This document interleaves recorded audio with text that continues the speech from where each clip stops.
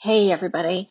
If you have a creative mind, this episode is definitely for you.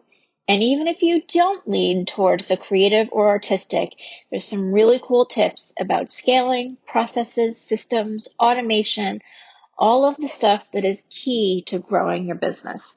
My guest today is Lynne. She is the owner of ML Interiors Group, a successful design firm based in Dallas, Texas. And she's also the founder of Designed for the Creative Mind, where she teaches other interior designers the proven practices and processes that give them more time to design because they're not stuck in that admin role trying to juggle all the hats. We talk about why it's important and how building a strong team and having those processes are the key to her success and her clients. I think you're going to love this one. So everybody check it out. My name is Kirschner. I'm a serial entrepreneur and investor. The one thing that I get asked all the time is, how do you achieve success in business and make an impact? In each episode of the Tribe of Leaders podcast, you'll hear from entrepreneurs and visionaries who share how their leadership has changed not only their lives, but the lives of everybody around them. Hey, could you do me a quick favor? Take a screenshot of this podcast episode right now and post it on your Instagram and tag me and anybody else who you think could benefit from it, especially if you've been finding value. I'm so grateful for you listening. Hey, Michelle, welcome to the Tribe of Leaders podcast. Super excited to have you on the show today. And I'm going to have you introduce yourself, but I have to tell you that part of why I'm really excited to talk to you is because for a brief period in time, I thought about becoming a designer, and my grandmother started, way back in like the 50s, started her career as a designer. So it's nice to meet with and talk to an incredible expert. Oh my gosh, I had no idea. That is so cool. Yes, it's such an interesting industry, and thank you, Emmy, for having me as a guest. I'm just honored to be amongst the amazing group of people that you've had conversations with thus far. So thank you for having me. You're welcome. You're welcome. Yeah. I thought I wanted to be an architect until I realized that calculus and math was not my forte. Yeah.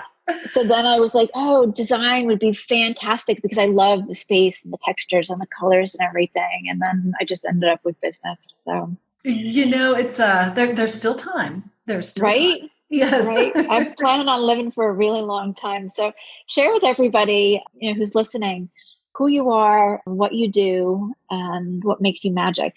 Oh, right. Magic. Magic. So my name is Lynne, and I'm based in Dallas, Texas. I own an interior design firm called ML Interiors Group and have been in that industry for a decade, I think about a decade. And a few years ago, I started a platform called Designed for the Creative Mind, which takes the business of interior design and teaches it to those creatives who may or may not know. Like you were talking about how you have a passion for design, but you went into business. Well, a lot of designers don't have any of that business background. So I'm running those two entities. And, on the personal side, I've adopted a baby. So she's almost 2 now. Congratulations. Thank you. That's keeping me on my toes. So when I say that there's still time, girl, I'm almost 50 and I've got myself a 2-year-old. So there's not a timeline for life. Oh, no. I have a whole next life planned for when I turn 83. There you go. And I'm not 50 yet either. So You're a planner.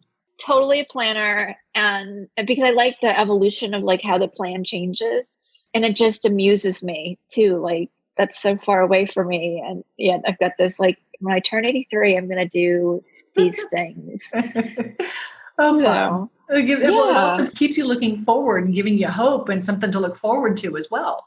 It really motivates me to grow and push myself to new limits because I want to be done with just certain things in my life, have them accomplished. Yes. And then start accomplishing new things. So that is awesome. I love that approach. Yeah, been really cool. And that number, Random. Yes. Yes. I love Totally that. random. So how did you get started in design? So this is actually my third industry, my third career. Mm-hmm. I ended up in design because the corporate job that I was working, which was completely non-design related, wasn't what I loved doing, and the company got sold. So I Okay. thought that was a great opportunity for me to try something different. And Mm-hmm. so literally I said, okay, God, what next?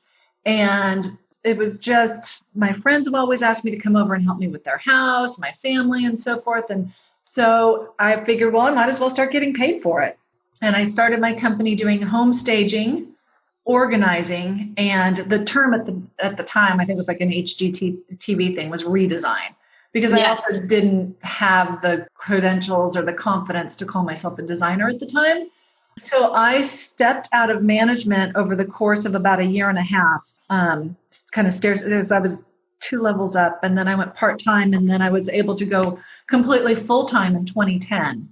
Mm-hmm. And the company itself has just evolved. Like you were saying, you have a plan, but you just have to kind of go with the flow and see where the path leads you, and strategically, of course. Right. So it's 100% design right now. We don't do any home staging. We don't do any organizing. It is all renovations, remodels, furnishings. We do residential. We do some commercial. We do multifamily. And it's been a lot of fun, a lot of work, but a lot of fun. Okay. That's incredible. And I love it. Like, you've got like so many different areas that you can move within. What I'm curious about is, like, have you naturally been a systems and process person? Oh, well, I would really like to say yes, but that would not be completely honest.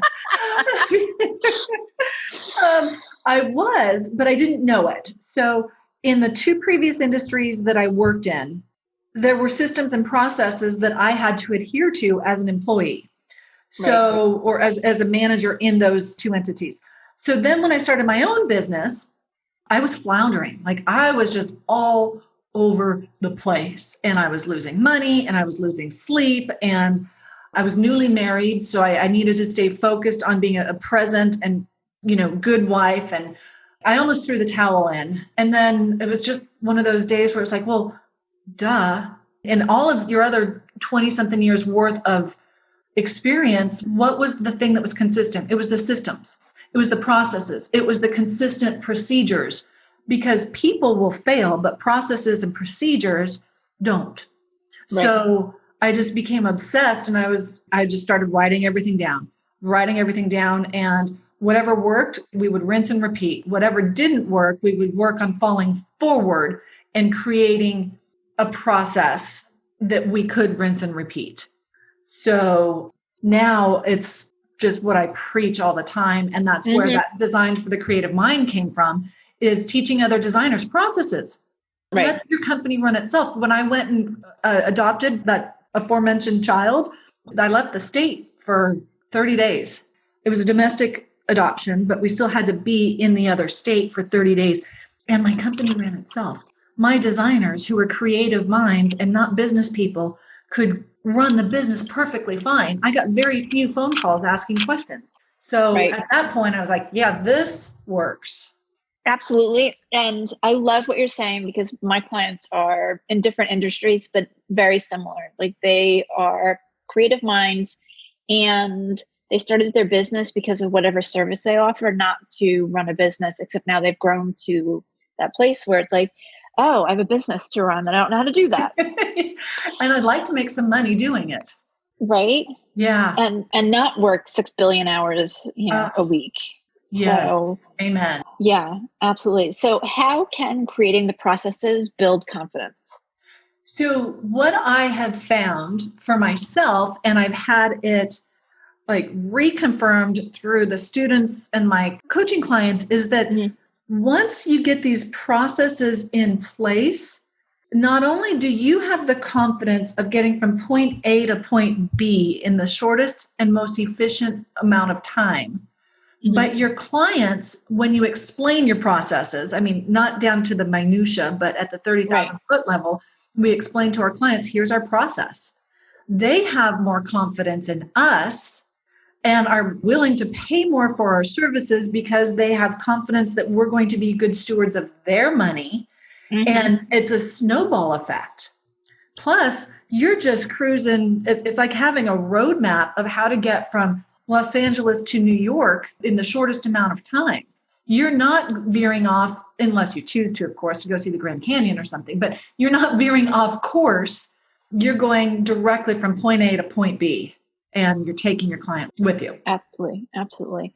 And I find too that when you have systems and processes in place, not only what you said, but the clients really valuing and appreciating their experience, but you have more time and more freedom and you're making more money. Yes, you have more time to do what it is that you're passionate about. I think that you're not spending the time or the energy trying to recreate the wheel for every project. Because, in our industry, every project is different, but the process remains the same. And so You're absolutely right. You have a lot more time to deliver a higher quality product or service or, space, because you're not having to go recreate the wheel in so many different areas of the business. Yeah, absolutely. And at least with my clients, I'm curious if you experience the same thing. Because they're creative minded, they look at the systems and the process, and it's kind of like deer in the headlights. Yeah. And I think that once they understand that it makes life easier, then they become a huge fan and a huge advocate of the processes themselves. But to create them, I think, is overwhelming, which is why I love to be able to say, look, this is what works for me. How can we tailor it to you? Plagiarize it if you need to. But then you can also scale your business because you've become an advocate of these processes. And as you hire other individuals to help, you don't have to manage them as much as the business processes will lead them. Right. Absolutely. So, yeah, I think it's that first hurdle. But once they've seen how it works for other designers, and thankfully I can literally share with them that this has been successful, that they'll buy in. They're not, as long as they're not the first. Right. And I don't know about you as well, but like my clients, because what they do comes so naturally to them, frequently they're not charging enough.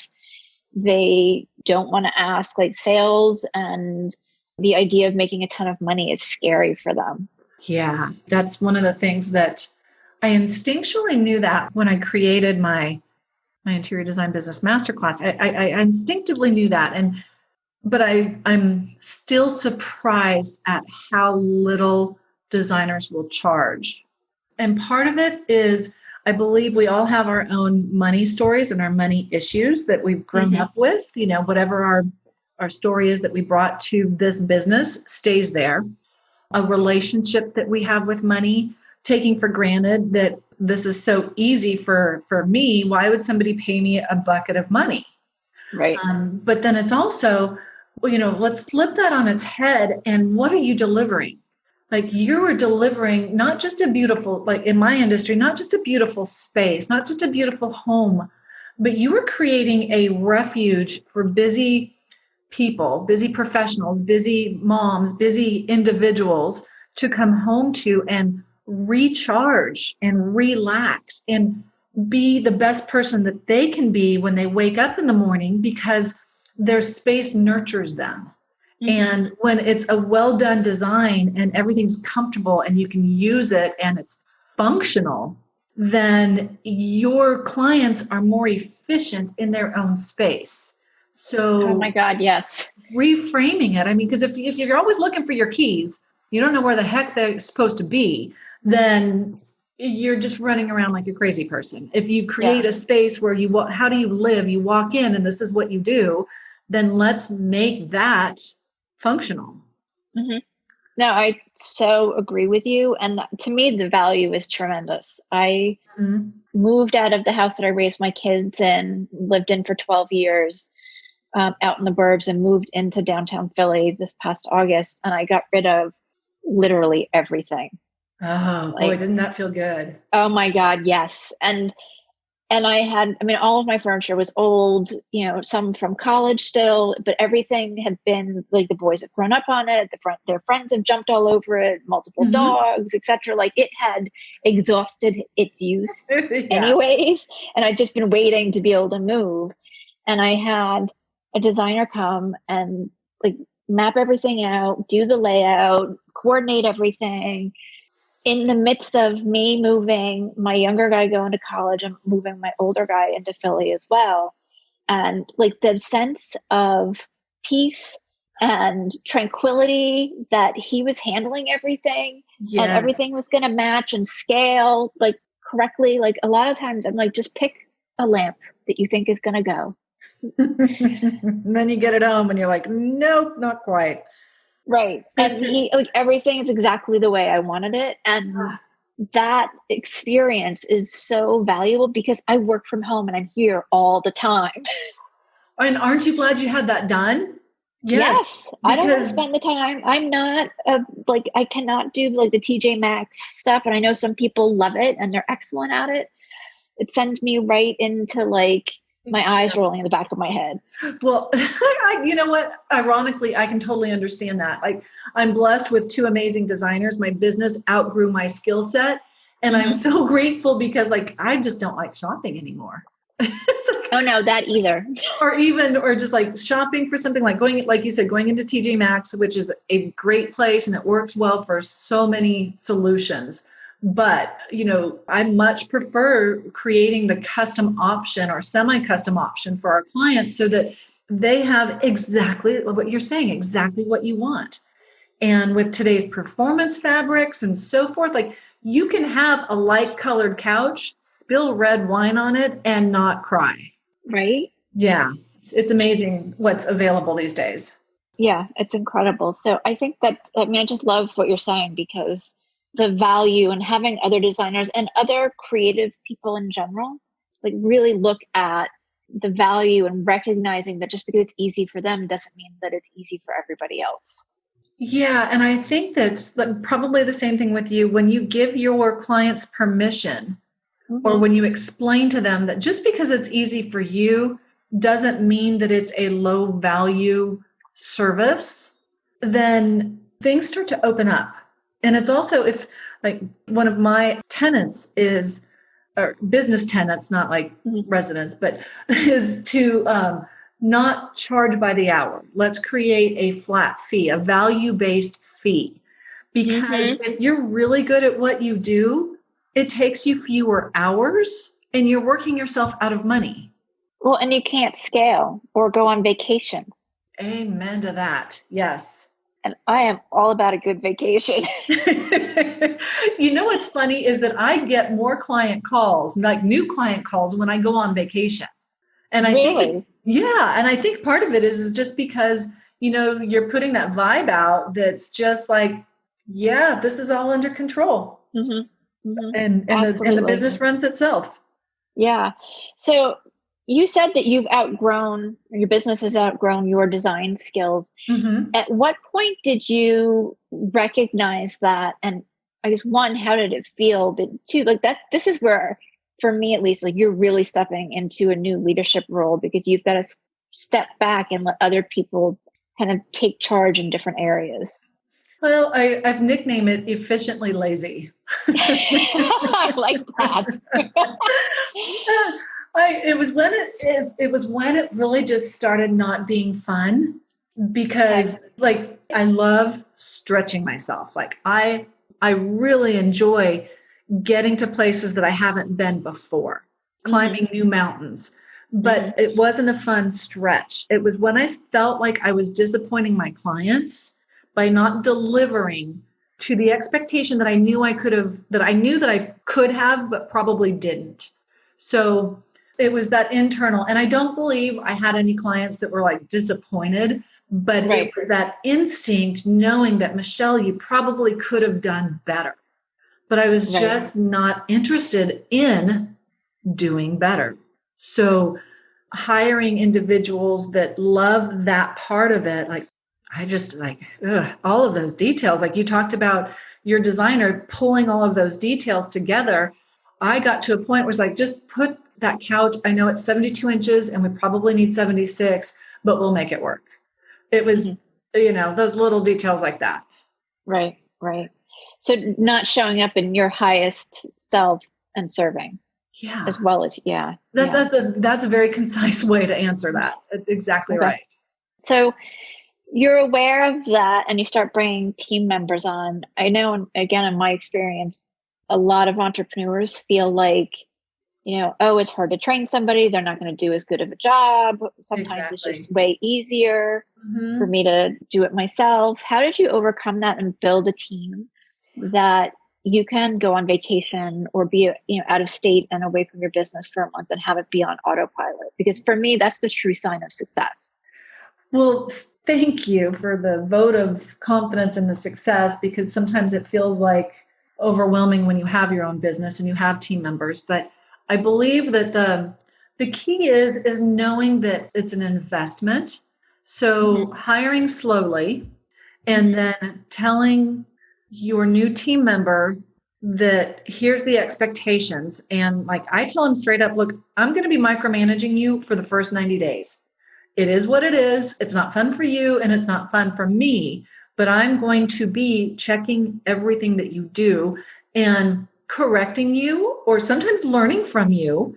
But it's also that these individuals are not my staff.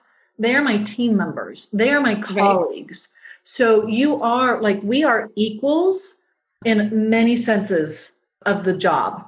So I would encourage the creatives to say, spend that time, be exhausted for 90 days, setting those expectations, making sure that communication is key, meeting with your new hire regularly, but at least once a week for a recap, give them feedback, get feedback. And then you're meeting with them after that first trial, 90 days, you're going to know whether or not they're a fit.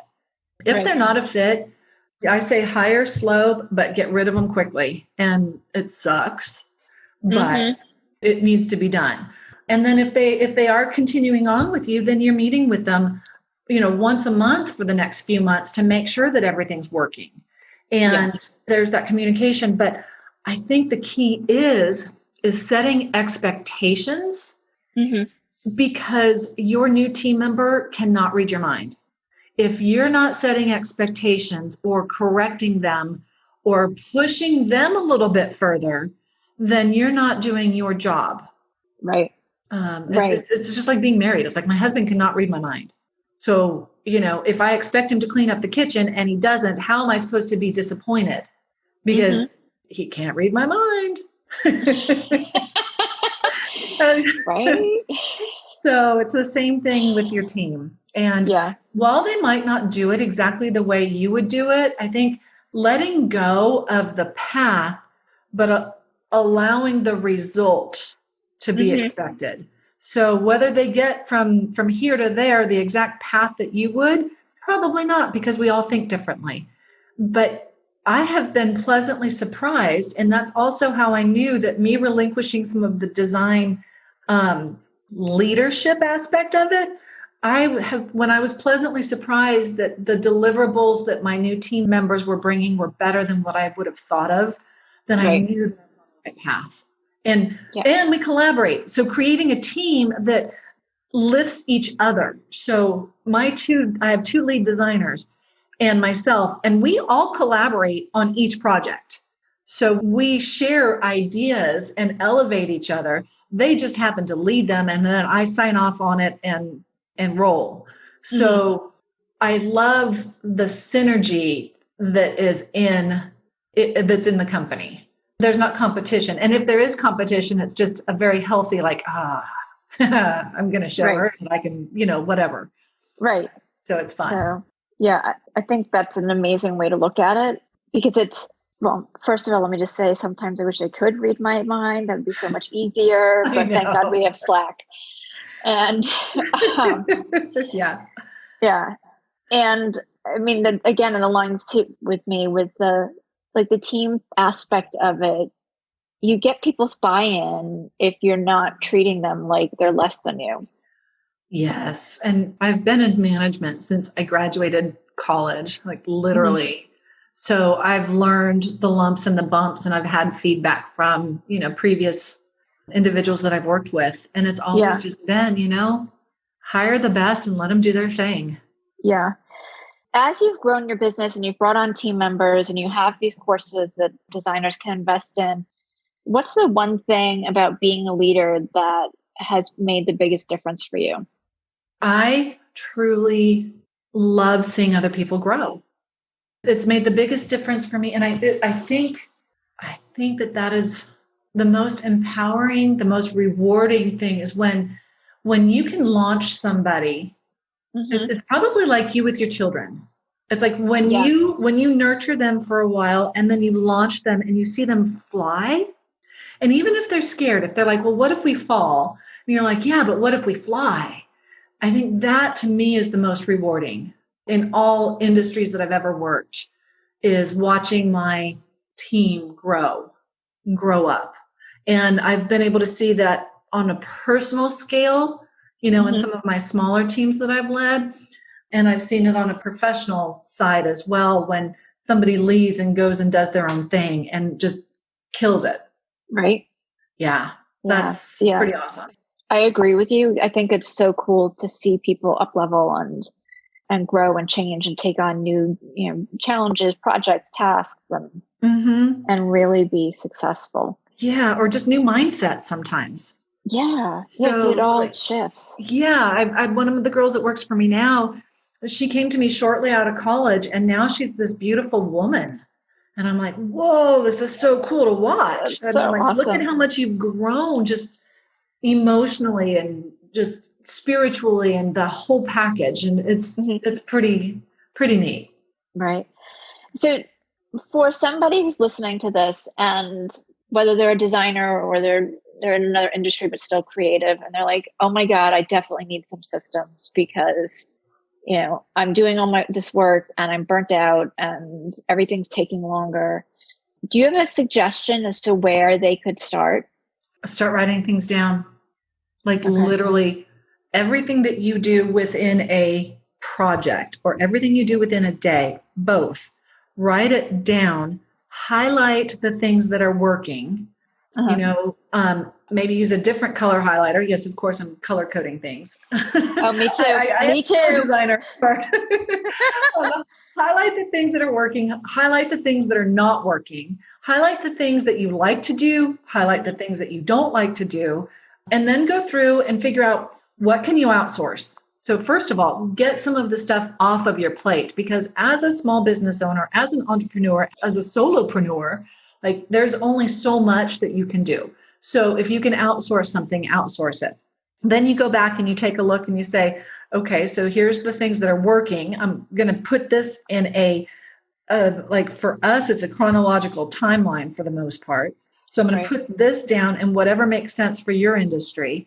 And then the things that aren't working, once you've identified them, because once you take pen to paper and you've identified them, it's so funny how you're like, well, yeah, duh, quit doing that. But right? But I think that there's two things. One, it becomes a habit.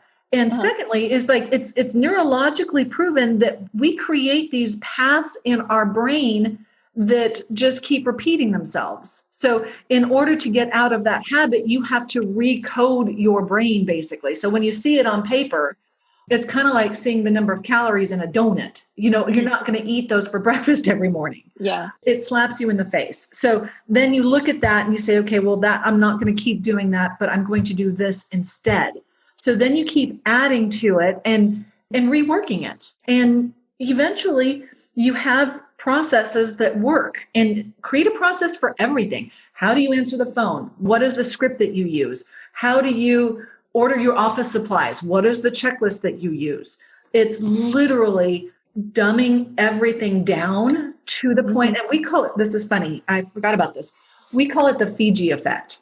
I literally tease my team whenever we're like creating something new because our business is growing or we're creating a new service or something. Like if one of us were to win the lottery and go lay on the beach on Fiji and I don't have Wi-Fi, how can somebody else do this in my place? Mm-hmm. And so if it's written down, somebody can do it in my place, I'm going to be laying on the beach in Fiji. Yeah, I love that. I'm going to use that. Yeah, absolutely. It's much better than saying if I got hit by a bus. Yeah, because I don't want to put that out there. No, which is why we switched it to Fiji. But I do want to lay on a beach in Fiji. Yeah, yeah. We were close. We were close. Yeah, yeah. Michelle, you have some really cool resources too that would help people kind of even take like the next step in systems and processes. And can you share those? Sure, absolutely. Thank you for asking. You're welcome. I have some that are just open for the general public that are at my designforthecreativemind.com website, courses and resources and things like that. But for your listeners, I have 3 things because you have such a wide audience. If it's just somebody who needs help with some design, we do virtual design. We've been doing it for years. It's a way that individuals can get some assistance from afar if they're willing to do a little bit of the work themselves. And so we call that e-design, and I'm offering 10% off anybody who calls in and says, hey, I heard you on the podcast. Right. And then I have a review and planning guide that's good for just about anybody who's in a small business. But even just in general, if you're in a position of any responsibility. And it's a review that is basically a list of questions that help you assess your business and plan for the future. So I do it every year. Sometimes I do it every 6 months because it really dives down into some of the nuances that you don't otherwise think about. You just go through the routine. Right. And then if anybody is an interior designer, decorator, home stager, or they want to create their business, then I am offering $100 off of my Design for the Creative Mind Interior Design Business Masterclass. And so, it's up on the website as well. And, or they can just call me and say, hey, I heard you on the podcast, and we'll get them all hooked up. Great. And we'll have all your info and the links in the show notes too. So if you're listening, go there and we can get you hooked up and connected to Michelle. Yeah. Super easy.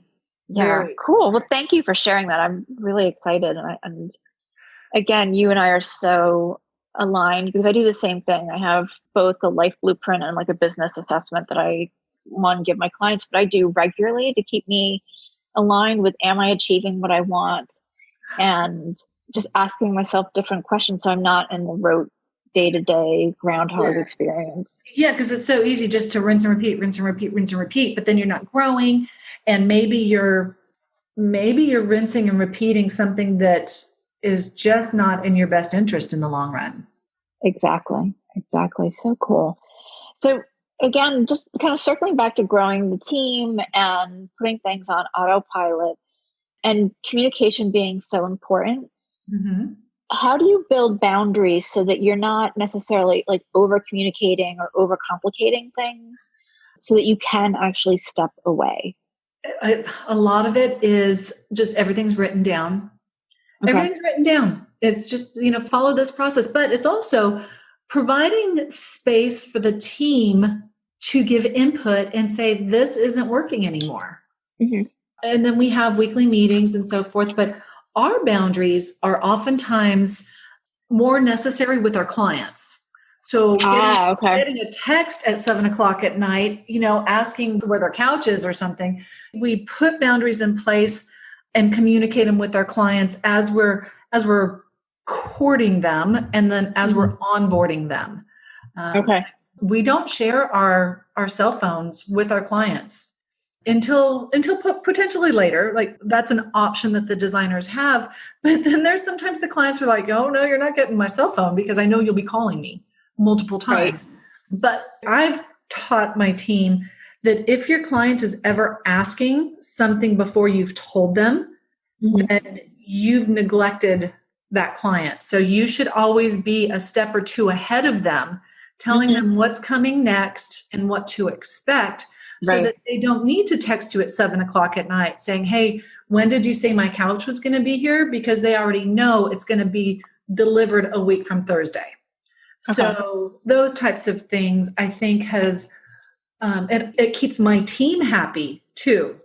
So I put a lot of these things into place so that I didn't see my team being pulled in 77 directions. It's like, then let's just not put our cell phones on the business card anymore. Oh, okay, great. So boundaries, I think they're very important. And it's just like raising children. They'll agree. They'll run you ragged if you let them. Yes, they will. Yes, they will. Yeah. And I think, like, if I refer to it as being set up for success, where, like, if you're telling your client what's going to happen, right, they're more at ease, but they're less likely to need the answer at the moment that, at 7:00 when they think of it. They'll wait till the next day because you set them up for, this is how we handle communication. This is what the deal is. Yes, there's always an emergency. So X, Y, and Z. Exactly. And we do our Friday follow-ups. There's nothing more frustrating than a construction project that I've been the recipient of, and I don't know what's coming next. I don't know when a contractor is going to be on site. I don't know when the end date is and so forth. This was before I started my company. So one of the things that we implemented early is every Friday, we send every active project an email. And it might just be, nothing has changed, right. But I'm here for you. And here's a funny meme, via email. Yeah. So we keep it light, but it is that, like you said, they don't have to text you when it pops into their head because they know they're going to be hearing from you on Friday. Right. Yeah. I think that's so great because it's proactive and not reactive. Yeah. It's like one of the things that I try to share with my students is that you need to be the thermostat and not the thermometer. You're setting the temperature. You're not reacting to it. Absolutely. I think I'm going to end with that because I think that's a great way to close. So everybody who's listening, be the thermostat and not the thermometer. Michelle, where can everybody connect with you? I'm very active on Instagram, of course, because it's beautiful photos and so forth. So Instagram is the best place to start. ML Interiors Group, as well as Designed for the Creative Mind. But I also have websites of the same handles, mlinteriorsgroup.com, ML as in Michelle Lynne, and designedforthecreativemind.com. And from there, you can also spin off. So if Facebook's your thing, I'm on Facebook, LinkedIn. I don't do the Twitter. That was just overwhelmingly noisy to me. Pinterest, very active on Pinterest. So yeah, I am pretty close to everywhere. You are. I don't do Twitter either. Yeah. And I'm not on Pinterest. So no, Pinterest is definitely ideal for my neck of the woods. Absolutely. Because you have beautiful pictures. Thank you. So awesome. Thank you so much for coming on. I've loved talking to you, and it's nice to know that there's another soul sister out there who just can geek out on systems and processes as much as I can. And still be fun. Yeah. Like it's kind of a weird mixture in my head, but it works. I know when I was saying that, people can't read my mind, sometimes I'm like, oh, thank God, because it's really confusing up here, the left and the right side of my brain. Yeah. It's a big swirl. Swirl. So, well, thank you for being on. And to everybody who is listening, I will see you next week. As an entrepreneur, do you ever feel isolated, like you're just grinding away and not getting to the place or reaching the goals that you want? Maybe you've realized that you just spent days, weeks, or even months trying to accomplish something only to figure out that the answer that you have would have saved you all of that time. I know I've had that experience, and my clients have as well. And that's why I created the Tribe of Leaders Biz School. Get the accountability, the training, and the knowledge base in a community of like-minded people who are there to support you. Go ahead and check it out. It's thetribeofleaders.com.